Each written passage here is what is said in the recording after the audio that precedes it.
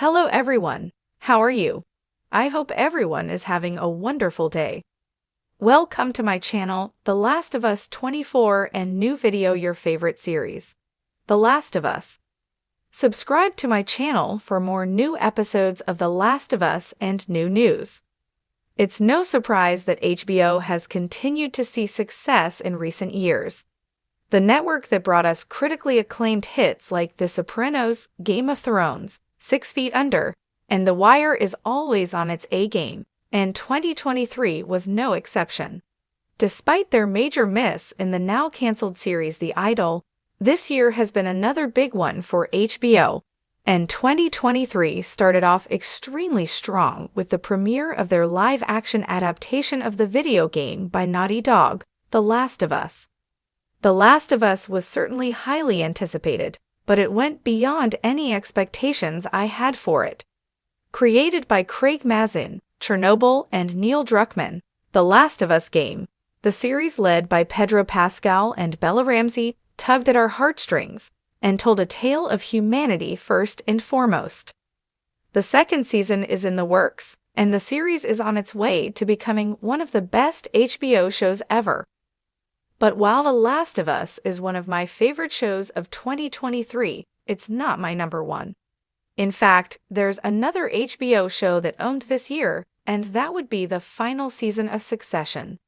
Created by Jesse Armstrong, Succession premiered on HBO in 2018 and instantly attracted viewers with its hard-hitting storylines, fantastic performances, and strong dialogue.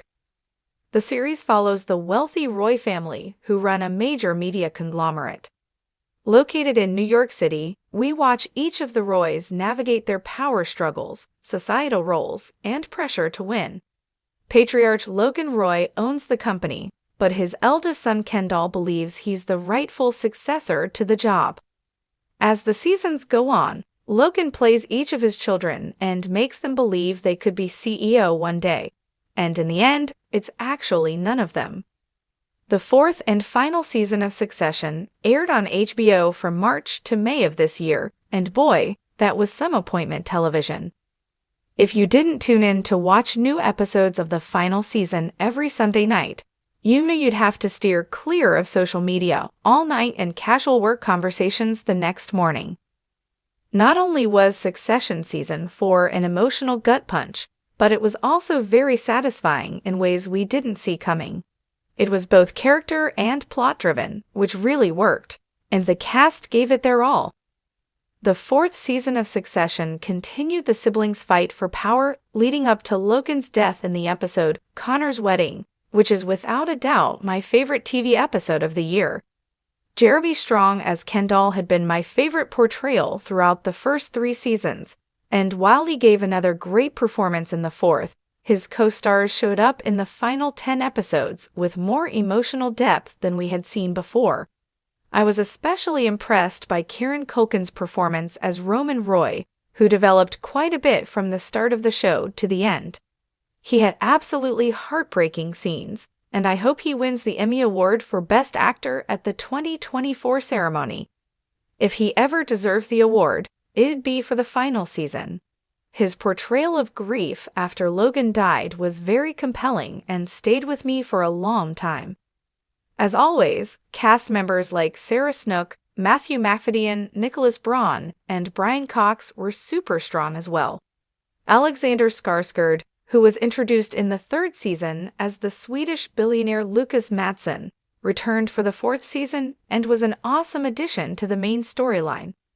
A photo from the production of episode 404 of Succession. Photo: David M. Russell /HBO, 2022 HBO. All rights reserved.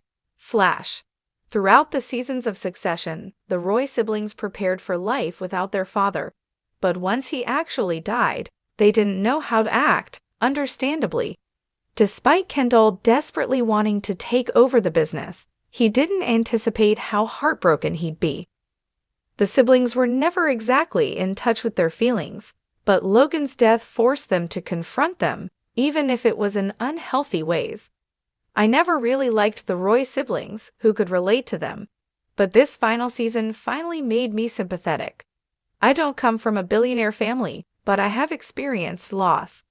What makes the Roys so relatable is the fact that they can't escape trauma, even if they pretend they don't care.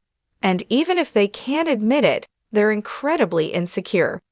Succession might not have had killer cordyceps or jam-packed action, but the fourth season had a level of heart I truly wasn't expecting. It was so impactful and made me feel all the feelings: sadness, excitement, anger, and most importantly, closure by the end. I love the show so much, and it had the perfect ending. How could any show beat this one in 2023?